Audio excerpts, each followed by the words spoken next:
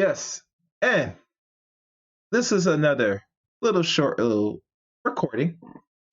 Um, as y'all know, the issue back and forth between what we call Kwame Brown and Hassan Campbell.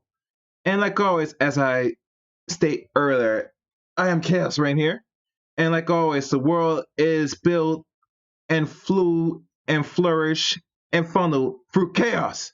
And it'll take a greater, much extreme chaos to restore the order in which the world we live in today. As you know, like always, that's what you see in this modern era and world where you see non-blacks and blacks constantly fighting, infighting, verbally, physically, etc. Nonetheless, people live and only thrive through chaos. So into the subject. As you see the picture, Kwame Brown, Bus Life, drafted on June of 2001, first round pick to Washington Wizards. And the funny thing, as y'all can see through the nice little work of art here, the pictures here, there, left, right. See Lakers, last team he played, the Warriors, and the first team he played when he was drafted, Wizards. Kwame has a very much, well, I would say survival and survived throughout the first decade of his career in NBA. Even to the point where he said he has bought his mom house, probably, give the luxury of some of his family members, possibly. I would say, yeah, he probably has. And he has lived a pretty decent life. And as y'all know, to those who don't really know the history of Kwame, which I find it very odd, but I had to go through his page personally because I noticed this man was drawing a lot of attention for the last couple months. But a lot of people think that he's been doing YouTube for 8 or 9 or hell, maybe good as more as 5 to 6 years.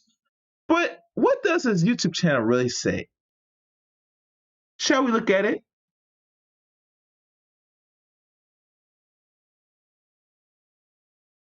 As you see, this is the bus life. And look closely. As most of y'all will have a hard time seeing this. What do y'all notice of all the videos? And he probably broadcasts maybe once or twice a day, possibly. But let's go all the way down. Because I have to look at, say, how long he's been doing this. Because a man that has almost 400K subscribers, which is pretty amazing. And to let everybody know, once you got receive 100K, you are actually an official channel on YouTube. And they give you a reward in regards of a panto, a mountlet of a nice little red button saying that you have achieved the highest honor. That only applies to those who reach 100K subscribers. But none of that. Enough of that. Let's go down to the history. And you have to follow the history of any person's YouTube channel. And mind you, he keeps all his videos up. First video, Bus Life. See that? 27K views.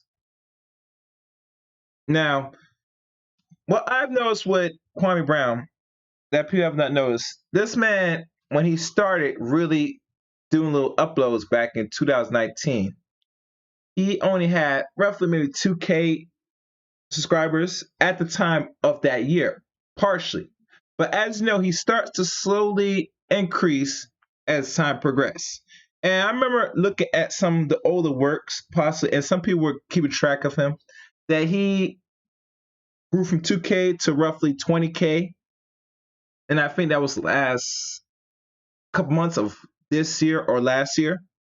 And we never understand when he started really jump and go viral and peak. As y'all look at all the numbers, these are videos that was done 2 years ago. Some people have made the conscious effort to go back, and I say some people, not all. Look at the uploads. Some under 10 minutes. The lowest he has is like around 2K. As it goes up, it fluctuates. But one thing I've noticed, because they said he was on Tommy Sotomayor's channel, right here, This is the most highest reviews he had, and this is something that he uploaded, which is 138K views. This is large back of that of last year. And now it didn't really represent how many subscribers at the time he had because he had very low subscribers. It was a struggle channel nonetheless. But one thing you have not noticed, when did he really start to jump? Let's go up.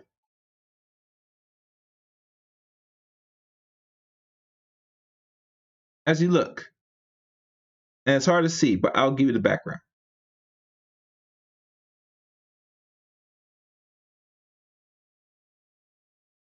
He starts to jump.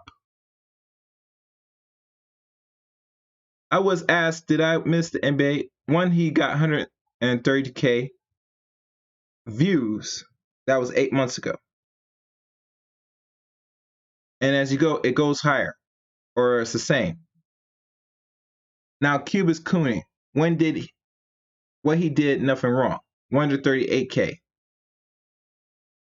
It's not the peak of what he does that really viral. Only time when he really viral, people, follow me here. Look at this. Getting the record straight about all the smoke. 506K. See that? And if you look, follow the breadcrumbs. This is when he started going at Matt Barnes, Stephen A. around this particular week or month. Now, mind you, this is only given the background of a month ago. We're in the month of July. And we all know this was going on a little longer than this, like a month or 2 months ago. But we only go by a track record what YouTube has said how long ago. And if this has a date, if I click on it, I'm not going to really go on it. Let me mute it. This said it was May 15th. Go back. We're going back right back down. We're in the month of July. So looks like he really start pick traction and gone viral end of April, beginning of May. So 560 was the first time he really started to go really viral. And if I go back to it again, so I can see that.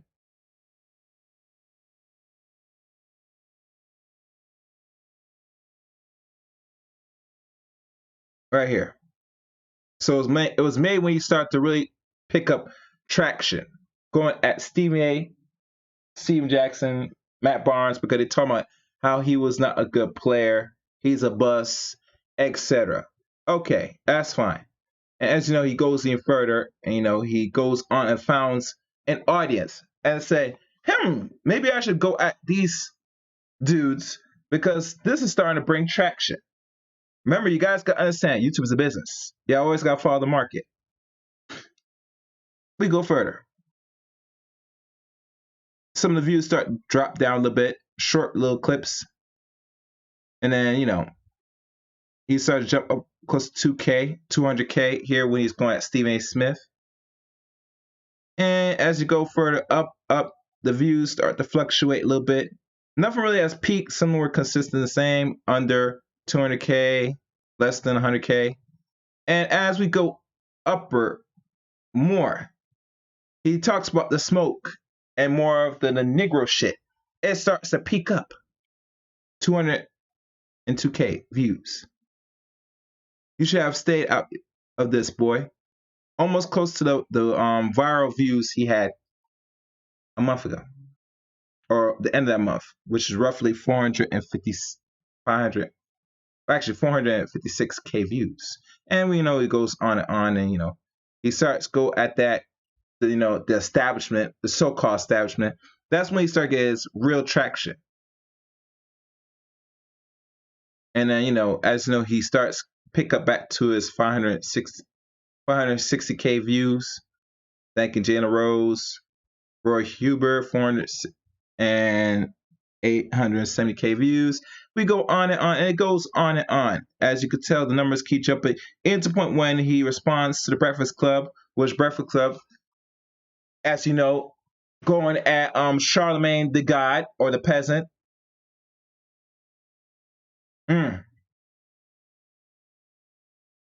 which he almost got almost 1 million views. So he found his lane here to get an actual audience and traction. Because remember, he started out back in 2020 at 20K, roughly 20K subscribers. It's only in 2021 is when what they said that he got tired of them talking crap about him, that he's a bust and stuff. So he goes at the establishment, and all of a sudden he comes with a moniker: "Mama's cooking. You must eat her food and shit." That's when he start to create an audience. Remember, a lot of people love the nigga shit. Shit, head, hell, I love it. I know you love it. So we go on. Yeah. As you see, it just keeps going up, up, and it fluctuates.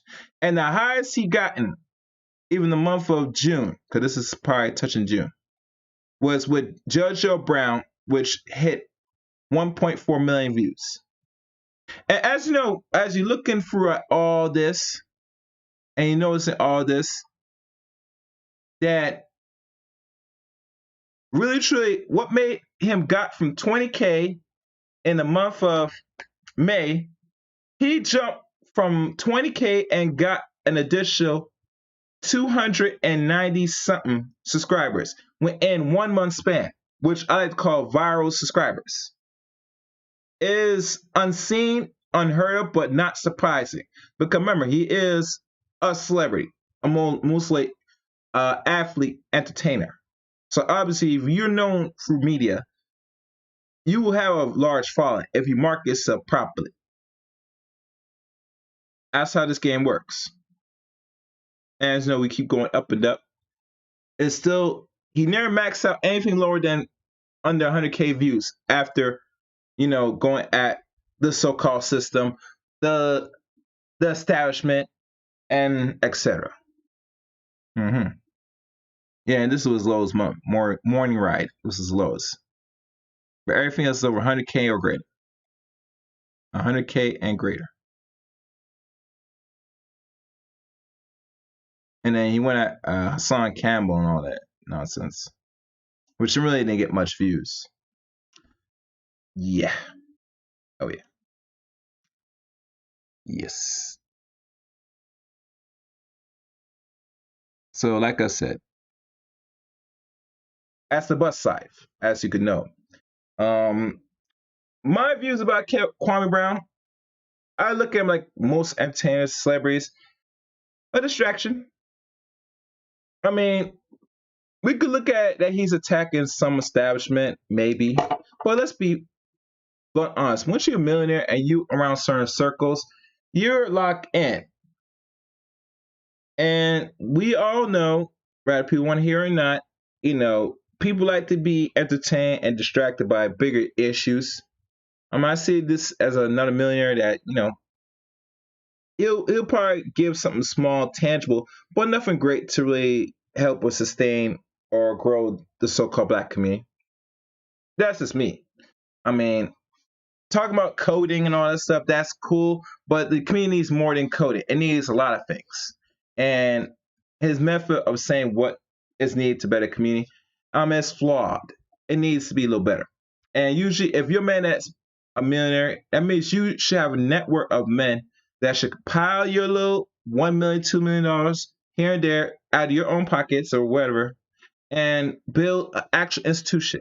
Something that's needed, like hospitals, certain things like manufacture, all that. Kwame has the capability, because if you are at 60 million at your net worth, that how much you accumulate for the past 12 years, you could do something with that money.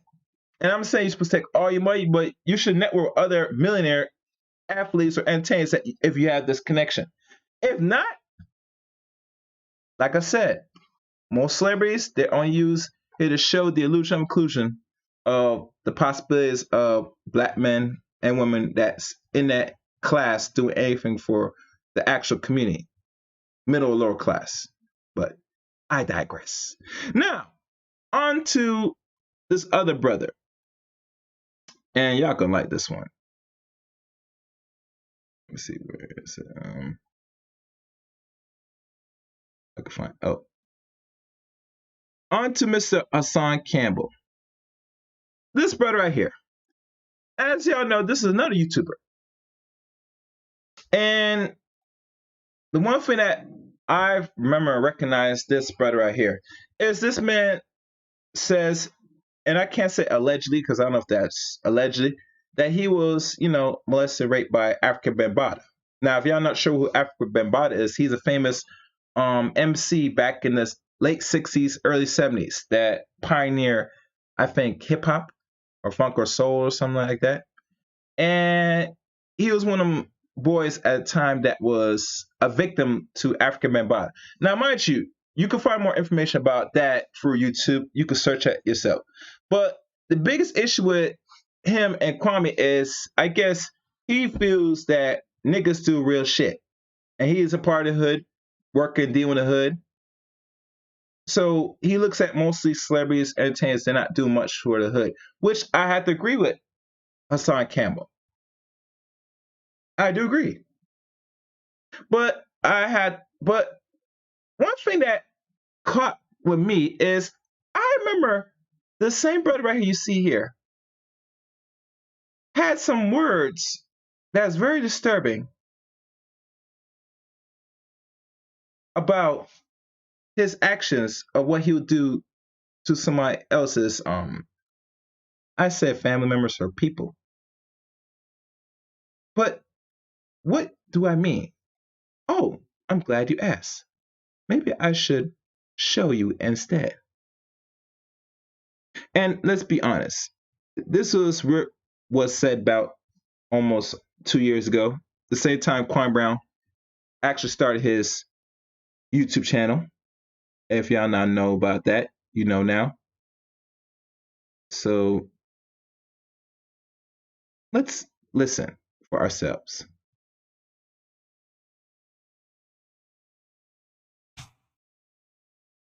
You find Negroes on YouTube to befriend, knowing that you don't like them, and then line them up to attack them later on.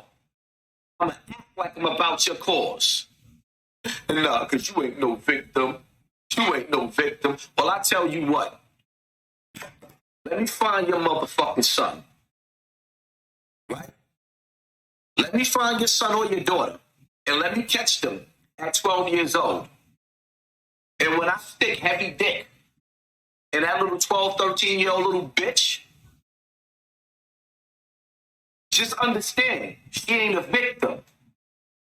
When I fuck your 12-year-old son, 13-year-old son, and then run through your family and fuck your son, 13-year-old son, and then run through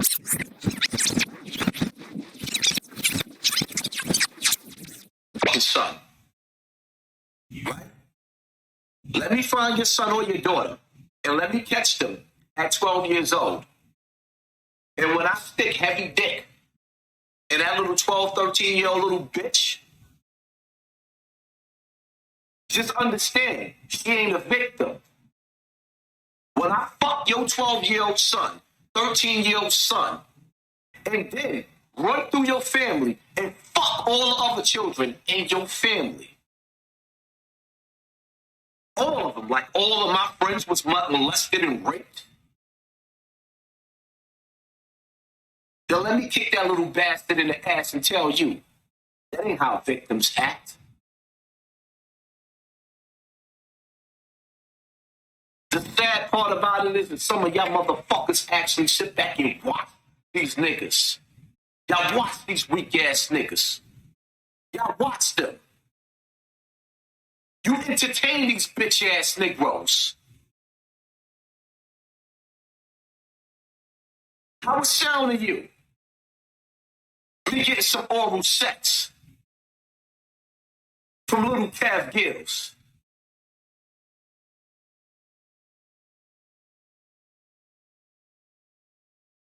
How that sound? Me fucking little Kevy Cav. I got some Vaseline. It ain't a problem, Cav. It sound right to you? Fucking little Kevy Cav. I got some Vaseline. It ain't a problem, Cav. It sound right to you? Don't play with my motherfucking pain, nigga. It sound right? You ain't a victim. Well, let me get your little nigga. Let me get that little bastard. Here's the sad reality. Black people, even white people that's watching me, understand something. In order to get off this plantation, because we slaves now, some of us gonna have to get rid of some of us. And some of us gonna have to get rid of some of our children.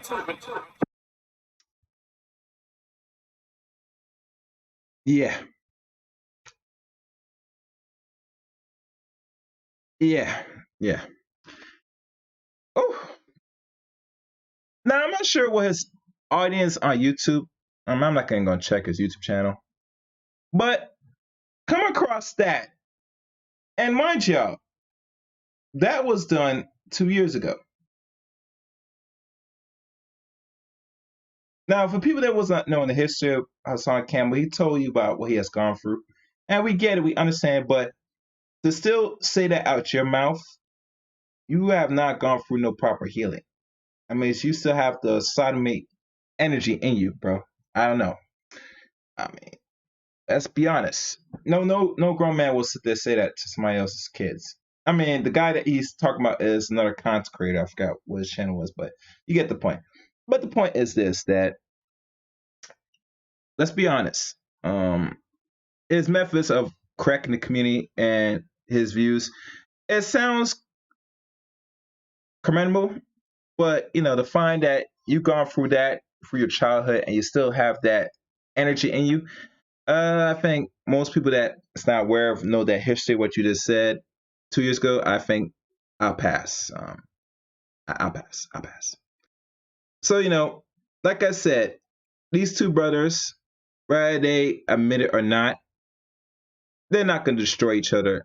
Trust me on this, guys. Trust me on this. But like chaos and like order, I am the one that had to restore the order of things. And like always, with greater chaos, there must be a greater order. And let's be honest, most of y'all love chaos anyway. You live it your life. You drama, you fight, you hurt each other, and you kill each other. It's a beautiful remedy for destruction, don't you think? But anyway, that's my thoughts and opinions on these two. Like always, comment, subscribe, and like this video. And like always, you can also follow me on the podcast side, Anchor, Spotify, Breaker, etc. Until next time, let chaos reign.